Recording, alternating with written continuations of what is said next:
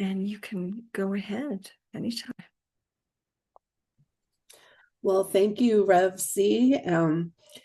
It's such a pleasure to be here with your community. Rev C is one of the most heart-centered people. I loved being in class with her. I love you live from that place of Christ consciousness, and you're passionate about spreading love and keeping us in that space. And so I'm just delighted to be here with everyone.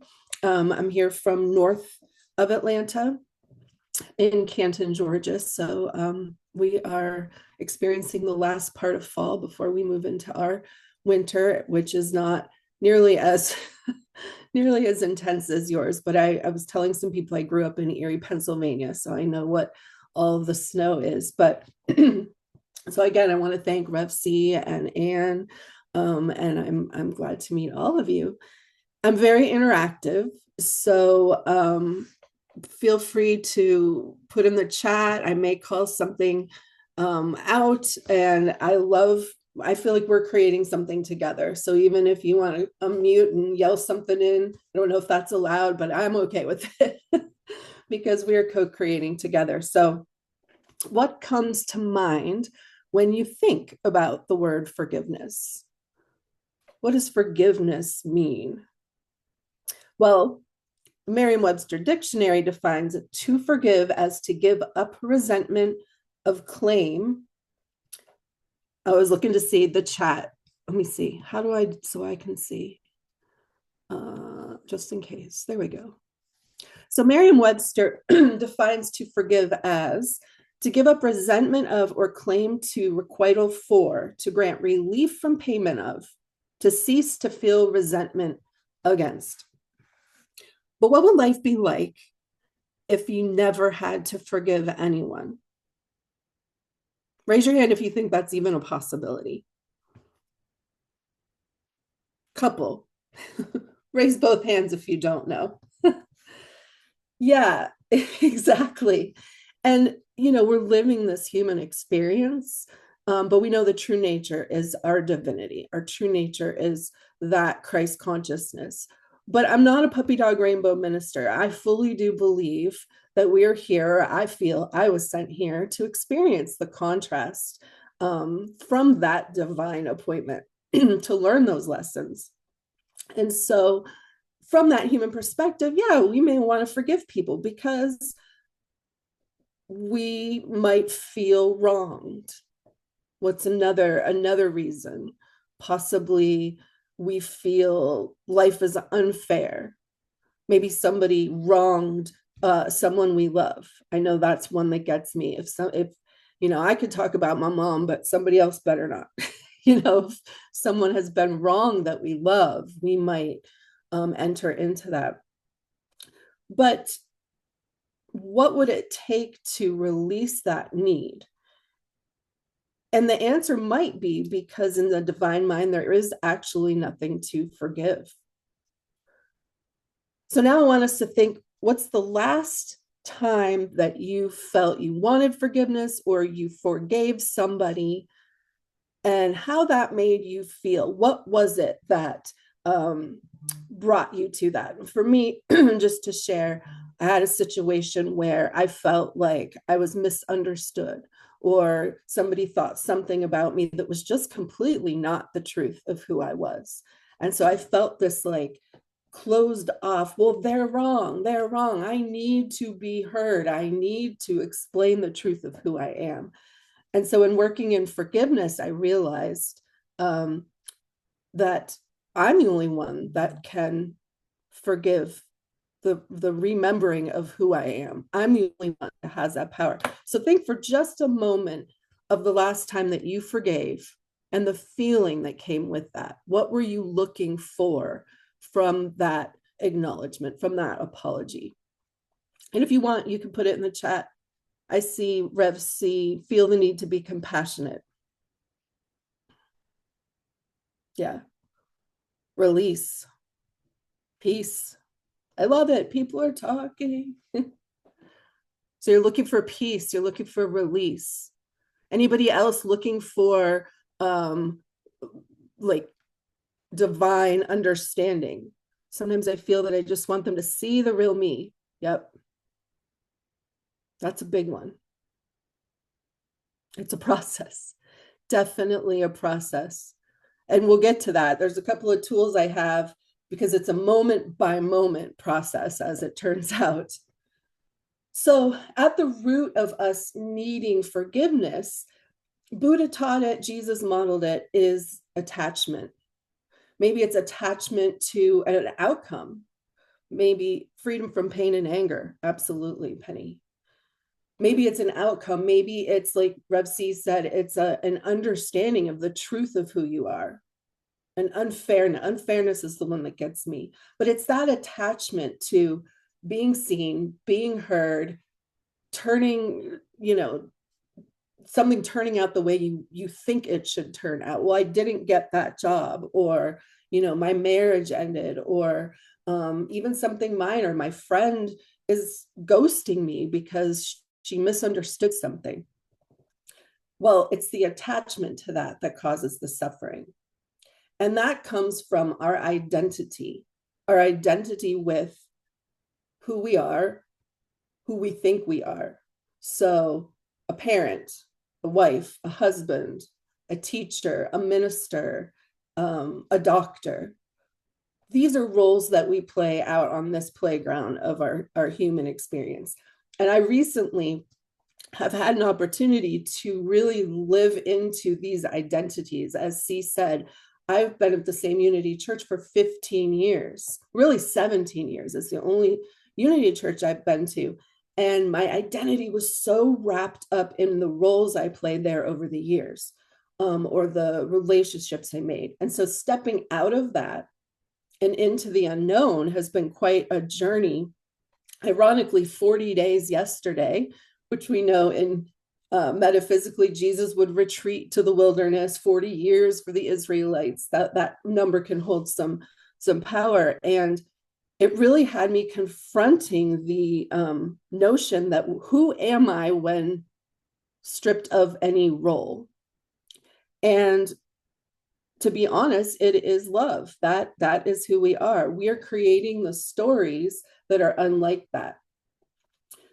So when we feel hurt, is it that someone's hurting us, or are we just forgetting the truth of who we truly are?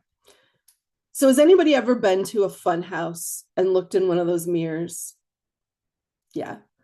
I used to be scared because it was like a dark fun house, but I loved getting to the mirrors if I get through the spinning thing where you're trying to balance. And I would always run directly to the mirror that made me look super tall and thin.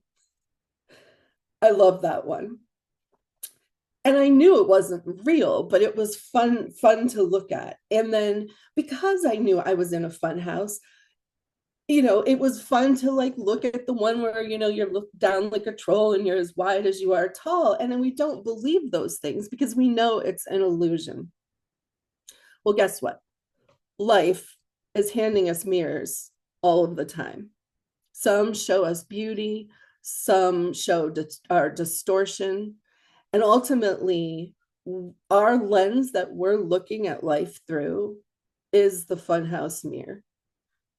And that can be beautiful, and that can be not beautiful in that classic sense. That can be challenging, but none of it in the mind of God is real from that vantage point. And why? Because we don't see the world as it is. We see the world as we are. And Rev C's probably heard 1,000 talks. I love the idea of perception. And, has anybody ever seen the video where they tell you to count the number of times these basketball players pass a ball? And the whole time you don't realize a gorilla walks by. Now, some people do see the gorilla, but many people don't see the gorilla. And they're like, wait, how is that even possible? And it's because what we're directing our attention on is what we're seeing. And we know that from our teachings. What we focus on expands. And so it turns out the human brain can only take in this much information at any one time, the size of your thumb. And so, what are you looking at in any moment? We're trained to trust what we see. So, we may believe the distortion is real. Oh, that person is against me. I remember the first time that I ever, way before I was on my spiritual journey, the realization that we're creating this uh, reality in relationship with each other. So I was living in New York City with a friend, and I came in and he didn't greet me.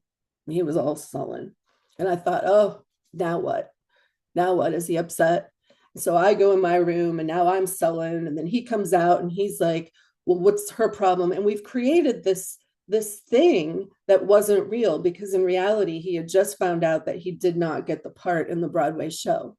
And so I created a story that it was about me and us. Then he sees me and says, what's her problem? And so that none of that is real. And I remember thinking I had figured out the universe. And why wasn't everyone talking about this? Only to understand that lots of people were talking about it. And Ernest Holmes' The Science of Mind was the first one that I really read. But we are creating these mini realities, and we know through eyewitness accounts that people see things differently. We see every situation through the lens of where we're at in that moment, past experiences with that person, past experiences from our childhood. And we don't ever question the mirror out here.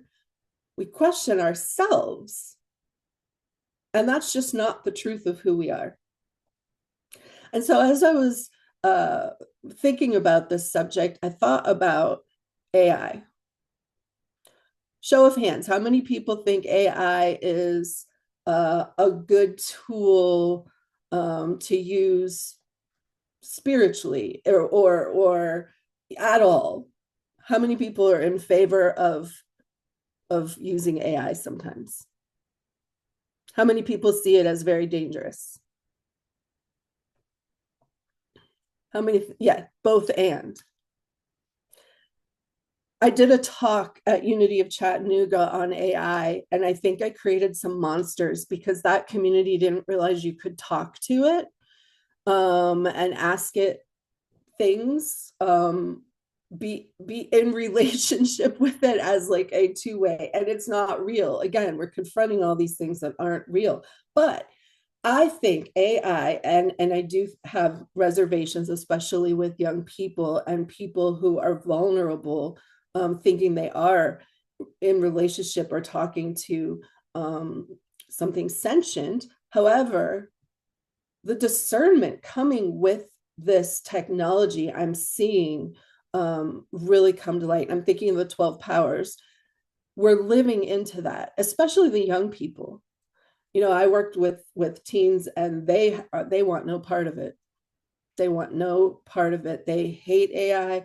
Maybe they use it for their paper, but as far as art and music and just the implications of that, and they're teaching us to be discerning. Because I remember several months ago seeing videos where one by one, it was every celebrity I love in the same boat, like saving children from the floods. And I thought, how's that possible? Wait a minute. And it was an AI video. And so the technology is getting better, but I'm also noticing that we are now having to discern what's out here at a greater and greater level, because the AI is not going away. So it's almost forcing us to confront what's real, because it's so easy now to make anything look real or sound real. But we have that innate wisdom to discern that truth and sit with it. So when we see a distorted version of ourselves, and what I mean by that is how we feel in any moment is a good indication of what's going on in our consciousness and our thoughts, is that feeling and our mind-body connection.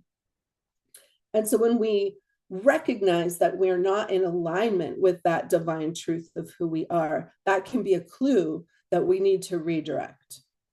And so we look at Jesus, our way shower, and he in Matthew 5, verse 39 said, "But I say to you, do not resist an evildoer.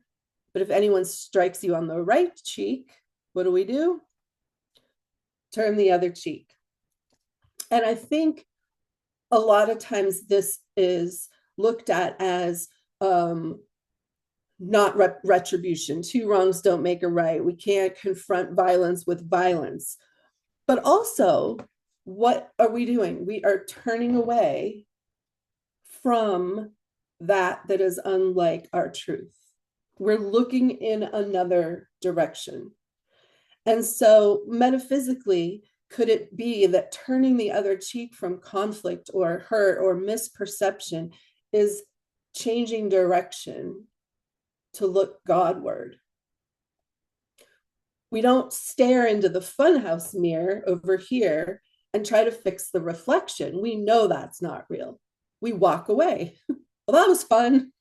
I saw myself as a short, wide little character. That was fun. And we turn back. Well, everything that we encounter is up for that interpretation. And our Unity co-founder, Myrtle, understood this. She said, "You do not have a problem except the one that is in your own mind, and you put it there." Unity principle number 3, our thoughts are creative. As truth students, we know this, but again, what happens when we are in that moment? We lose a job, our partner comes home and says, "I'm sorry, I'm done with this, I'm leaving." How do we get into touch on that very human plane of what is real and what is not? So I want to talk about 2 tools that we can use that support this. Emmett Fox, he's one of our Unity writers. I believe he started in, I don't know if it was Science of Mind at the time. He was born in Ireland, but he ended up being a minister in New York, and 5,500 people would come every Sunday. So he's one of our great teachers. And you may be familiar with a little pamphlet called The Golden Key. Is anybody familiar with The Golden Key? I've golden keyed a lot over the last 40 days. And what he says is there's just one thing you need to do in any difficulty, and that is to stop thinking about it and to think about God instead. Simple, but is that easy? We're still navigating, we're still in the funhouse of this human existence. So we are still having to find the exit. We're still having to deal with the very human thing. And so, but is there a way for us to do that, to turn our eyes, to turn our other cheek, stop thinking about the difficulty? And he says, if you golden key something enough, eventually that's going to dissolve. And we know that because we're turning our energy towards God. We're turning our energy towards love. And that is ultimately forgiveness. I had the opportunity to sit with Wayne Dyer many years ago, and he helped me. I don't believe he said Emmett Fox, but what he told me was definitely the golden key, and also from Course in Miracles. I was navigating at the time my dance with cancer.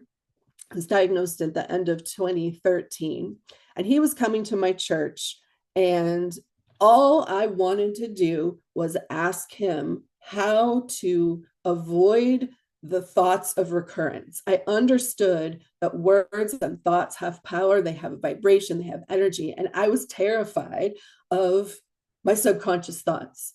And so 800 people were in our sanctuary, and we were told, don't approach him because we're going to have a mob. But I was an usher, and so our usher uniform was white top, black pants. And at the time, I had no hair because I was in chemo. So out walks Wayne Dyer early with no hair, white shirt, black pants. So we were twinsies. So he found me recognized that I probably was going through chemo. And I got to have a profound 8 to 10 minute talk with him. And I said, Dr. Dyer, how do I ensure that my subconscious thoughts are in alignment with health and wholeness? And he went like this, and he was like, if you start worrying about your subconscious thoughts, you are in trouble. Like, you can't control that. What you can control in any moment is your conscious thoughts, your conscious words. And he asked if I'd ever seen the movie Up, and that dog, squirrel, squirrel, squirrel. And he said, that's all you do. If any thought, unlike love or healing or wholeness, comes up, squirrel, and you just turn the other cheek. Maybe you look at a flower. Maybe you see your dog prancing around. Maybe you see a picture of your grandchild. And that's a pattern interrupt, because ultimately we aren't going to be able to live 100% never having to confront the illusion of the funhouse mirror, but we can interrupt that pattern as many times as it takes, which I think he was teaching me the golden key. So he said, just turn, squirrel, squirrel, squirrel. And so I really took that to heart. And I'm happy to say it's 11 years later and I'm still healthy despite all of their predictions. But what do they know? And so that pattern interrupt is important. But what do we do next? Yes, we think of God. But for me, I needed something a little more juicy, because if I just went squirrel and then God, I might come right back. And so I took another lesson from our co-founder, Myrtle, who, as I'm sure you know, had her own healing journey. And she used to thank every body part every night, and actually would ask for forgiveness as well. And so I began to do my pattern interrupt and turn my attention, but then I would have some moment of gratitude. It may be gratitude for that flower blooming. It might be gratitude for the cardinal in my yard, but I would infuse that moment of shift with gratitude, because ultimately that energy, that gratitude energy, that love energy is what's going to ripple out. Charles also had his own little golden key called the sure remedy. And that's not something, see it or anyone, have you heard of the sure remedy? I hadn't either, but you can find it on truthunity.net. And it was in Unity magazine in July of 1902. And it's the same type of thing. I have it on my web. I'm going to have to remember it. It's the sure remedy for everything is to stop and turn towards God. So our founders really lived into that as well. And, Charles is a little more resolute about it. And he just says, you turn away and, do something immediately different. But it works. I'm here to tell you that it does work. And so how does that play into forgiveness? When we turn the other cheek, we're not looking for anyone outside us to tell us we're okay. That's the aha that I've had over the last month. Any type of I need forgiveness comes from, I'm convincing you that I wasn't wrong. I'm convincing you that you said something hurtful. I'm trying to get you to validate the truth of who I am. But who are we trying to convince? We don't need to convince anyone if we know at the very core of our being that we are whole, that we are loved, that we are kind, that we maybe didn't say that thing or do that thing they thought. Once we fully understand that, it doesn't land on us. I had that experience once where somebody publicly said something about me, and everybody in my corner was righteously indignant, going, oh, how could they say that? And because I was so centered in that moment, it hadn't landed on me. It's not like I had to choose not to react. At that place of wholeness, it never even permeated my peace. Now that I'm chasing that, I've had those moments, but we are living in a very human world. And so how do we then deal with the very real actions that might need to be taken in these earthly experiences? Because let's say there's a situation where your partner decides after 25 years to end your marriage. Every time that grief comes up, yes, squirrel, you can turn towards your grandchild or the sunset or the fact that you can walk, but you still have to sign papers, you still have to call the lawyer, you still have to take action. And so how do you merge those two and stay centered? And so what I came up with is that it's just a moment by moment. We can do it quickly. So again, coming into our body and saying, where do I feel the ick? Where do I feel unlike love? Did I receive a phone call, a letter, a thought? Then we immediately squirrel. We thank, we have gratitude for whatever that is, and then we make the call. We get the feeling again, we can stop, squirrel, and we end up pivoting our energy that allows us to redirect those feelings and still accomplish what needs to be accomplished in the situations that don't always feel good. And there can be real beauty in gifts in our trials and tribulations. And there's a quote by Mark Twain that was the title of this talk. He said, "Forgiveness is the fragrance the violet sheds on the heel that crushed it." So let's just take a moment. That one had to really sit with me. Forgiveness is the fragrance the violet sheds on the heel that crushed it. So forgiveness isn't the flower trying to get back at the heel, and the fragrance is a natural response to a flower being crushed, pressed down.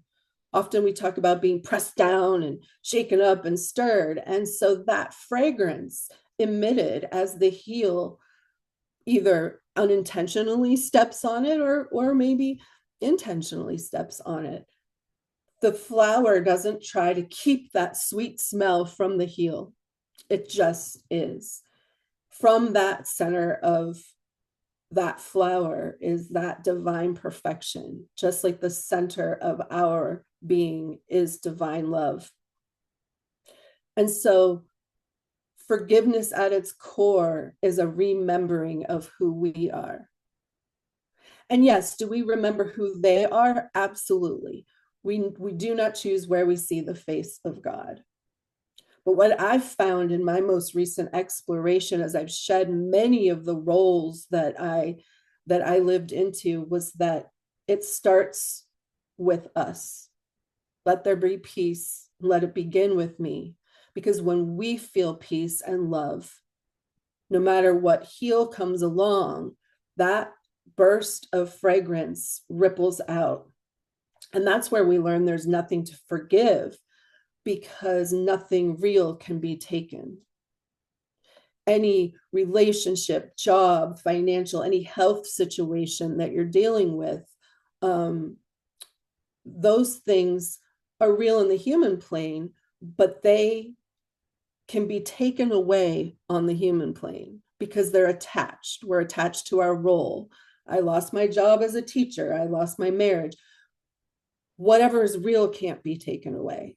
And so when we shed the identity of that role in the moment where we're feeling in our body that we're not vibing with love, that's that remembrance. At the core of my being, I am love.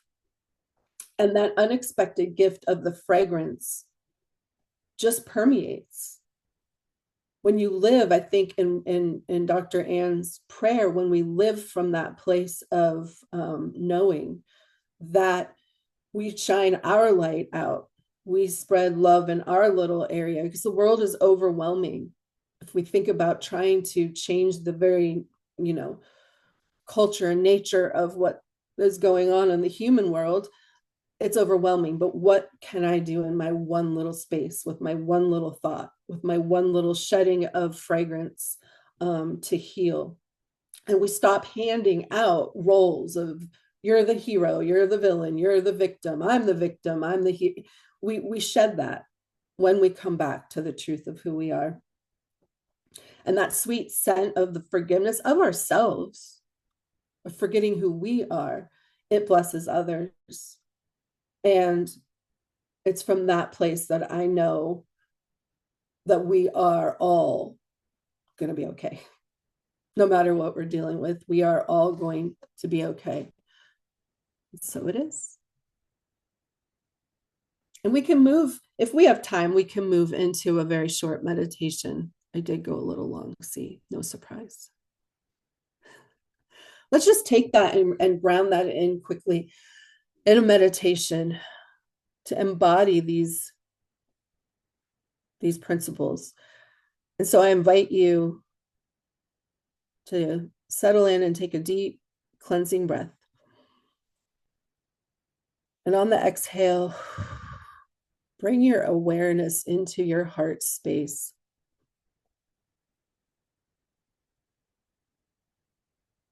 And breathe in again.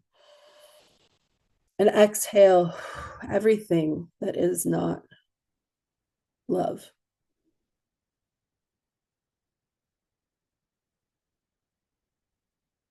Feel that God love, that God energy moving in and as and through you. That truth, that divine truth of who you really are, who you have come here to be. And from this place, now bring to mind a situation unlike love. Perhaps it's something someone said, or it could be something that you said to someone that is unlike that divine truth. A situation that calls for forgiveness. And sit with that for just a moment and feel in your body where it shows up.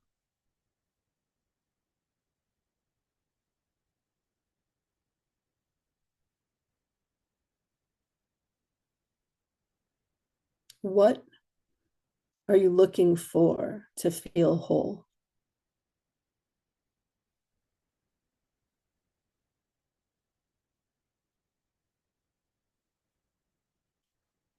So turn now in your mind's eye and look in the mirror. And through that lens, are you seeing joy? Are you seeing love? Are you tall?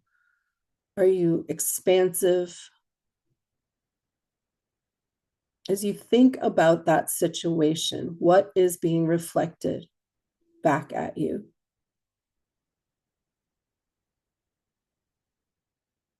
The mirror is an illusion.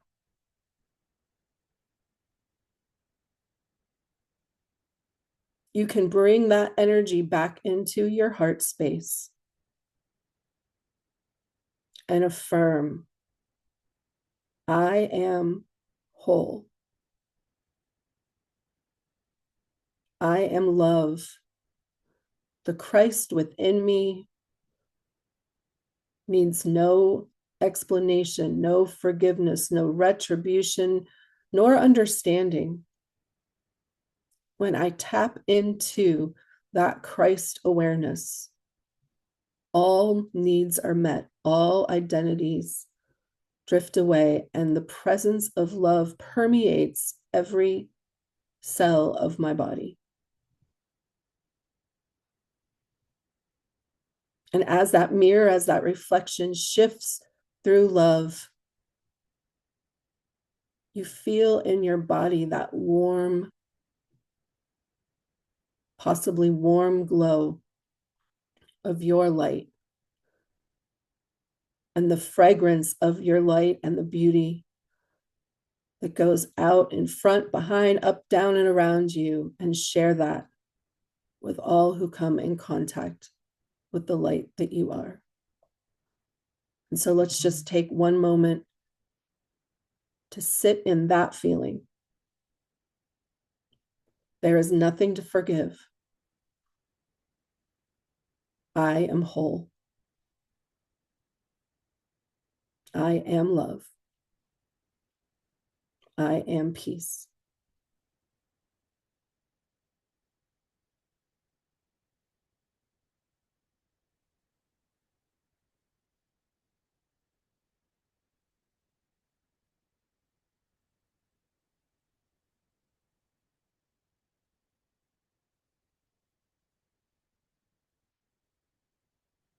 Thank you, God,